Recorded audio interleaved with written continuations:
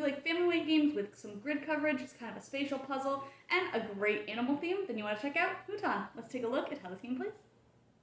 In this game, players are trying to create the best rainforest out of all the players. You'll create a stack of cards for 9 rounds, depending on the number of players is how many cards will be in each stack, and you'll put out one of those stacks at the beginning of each round. One player will have the starting player token here, and when they take their first card, they'll add that to the available market so that somebody else can potentially take that, or they can take it if it comes back around to them, as players will get 2 turns in a round, and that'll give you 1 flower of your choice, which is also what's on some of the cards. Otherwise, you'll take the flowers on the card that you took and place them on your board.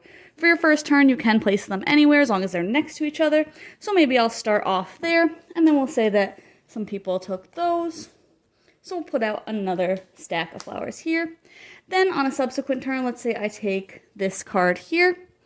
I must place next to what I've already placed, and then I must place all the flowers I took next to each other as well. So I could place them maybe like this, but of course I'm trying to get flowers of the same type in the different areas that are on my board. So the other option I have is to also place one of the yellow ones that I got on a previously placed yellow one. So maybe I would do something like that so I'm in some different areas. At the end of your turn, if you have a stacked flower like that, you will get rid of the top one and put out a tree. All of the trees are functionally the same, so you'll just put one of those out.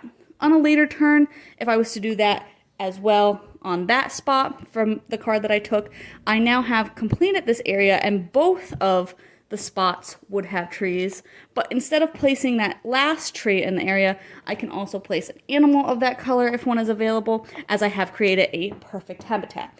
Animals are then able to fertilize spaces that are next to them, so if this hadn't been here, if this was a separate area, I could fertilize that spot, but since that spot's done, I can do the 2 spots next to them, so maybe I want to start a red area here and a gray area here. That is optional. If you aren't sure what you want to do, you don't have to do that, but you can do that to hopefully complete a few more areas. You'll go through those 9 rounds and players will slowly fill out their boards with the different flowers, trees, animals, and then you'll head into scoring, where you'll score points for having completed areas. Those are the points based on the size of the area. You'll score some points for if you have an animal in that area because you've completed a perfect habitat. And if you're playing the advanced variant, you'll also score for these ecosystem cards, which will score you points for things like having trees on certain flowers, having completed areas of certain colors, having animals, lines of trees, all different things, a lot of variety for those. And at the end of the game, the player with the most points wins.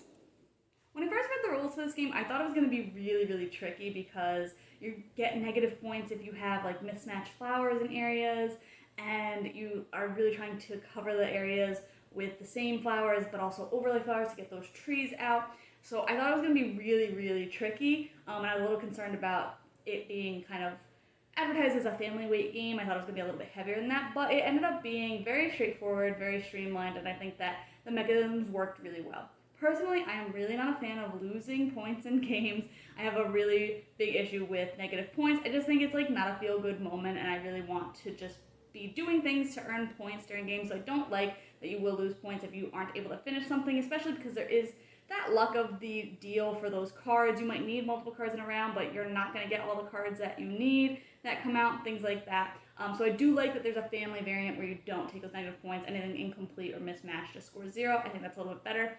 But I also like the advanced variant with more ways to score, because I think that can also help offset those negative points if you happen to be playing with that rule as well. So I do like that there is some variety. Personally, I just wouldn't play with the negative points. Just, again, for that feel-good moment of being able to always score some points, not feel bad if you end up having to put different flowers in the same area or anything like that. But overall, like I said, I think that the mechanisms work really well. I think it is really streamlined once you kind of get going. I also just really like all the components. Everything looks really fun. As you're filling out the board, the flowers look really nice when you're kind of filling in those areas. The trees, as they grow, look really nice. And then the animals kind of coming and bringing it all together. Really, everything looks really good on the table. I would say that there was a little bit of issue when first looking at the boards. The areas aren't super clear right off the bat because they're a little bit just trying to make it look visually like, oh, the green area and then the water areas. So I thought that some of the areas didn't really look very clear as to what was scoring. It was pretty easy to figure out after we started, but some players did have a little bit of an issue with that. I wish it was outlined a little bit better. But other than that, I thought that everything looked really great. Again, there's a lot of variety because you're not going to use all the cards, whether it's the flower cards or the ecosystem cards. You're not going to use all of them in a single game. So there is a lot of variety, a lot to come back to. And there's also challenges in the back of the rule book where you can kind of pick out certain ecosystem cards, a certain configuration of your board, and have to hit a specific score. So I think it works really well for that. I liked it multiplayer and solo, but it's something I'd probably come back to a lot solo because I just like that puzzling nature of it. But if this sounds up your alley, you can check out my thoughts on the blog today to decide if this one's for you.